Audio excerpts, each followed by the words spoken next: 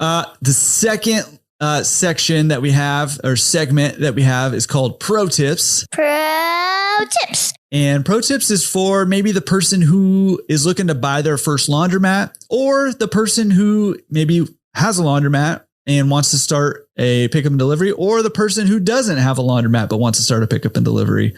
So Pro Tips is, what advice do you have for them to help get them started in the right direction? What do they need to know before they get going? Yeah, so getting into this business, I think that I've in my 20 years in the industry, everyone has like a friend or an uncle or somebody that heard about the business and wants to get into it, and so they say, "Will you talk to them?" And I reach out to them, and I think I've talked more people out of getting into the business than getting into the business. And I think that I guess I take that responsibility seriously. If somebody's coming to me, I know they're looking with their nest egg and they're going to, invest their hard-earned life savings into a business. I don't take that lightly. So I think that, I tell them the good, the bad, and the ugly.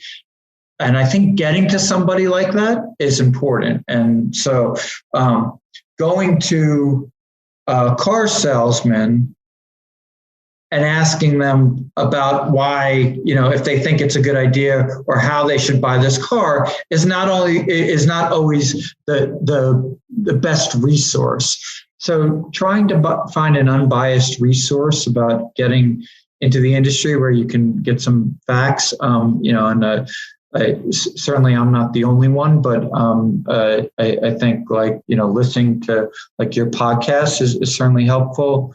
The Coin Laundry Association is great. It's a great resource for anyone looking to get into the industry. But and then you gotta be realistic with your capital structure and what you want to do. So there's different avenues, as some of them we touched upon today. There's the big box laundromat. There's the people that want to build a chain of laundromats in a region. There's more of the lower cost of entry, as we described with the Mr. Jeff traditional box. If you don't have the robust capital structure to get into, so I would say that doing all that soul searching up front, and then understanding the level of commitment. I think that this is largely sold as a absentee business to a lot of people, and I think that I discourage people from thinking that way. It's certainly, like I said, it's a better quality of life than typically in the restaurant industry, especially if you're good at recruiting, building, and developing a staff. But somebody needs to lead them, and especially in the beginning, building that culture is intensive. And I think that the owners should be there and understand their business, understand the loopholes, the shortcuts in order to manage it better. So I think being realistic about the time commitment, and then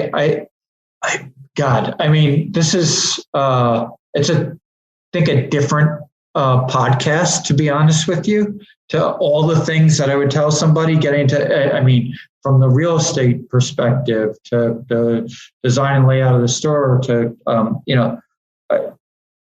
what their marketing approach is. Like, there's so many things to consider that I wouldn't take it lightly, especially in the traditional, if they're putting a large amount of capital into it. So yeah, maybe exposure to competition. Like, the one thing to think about when you're putting in $1.5 million asset is not only is it going to be successful today, but is it going to be successful 5, 10, 20 years from today?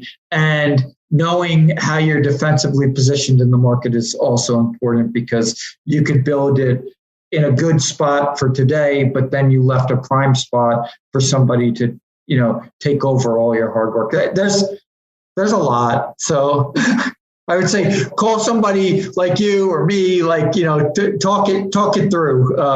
Spend a good amount of time before you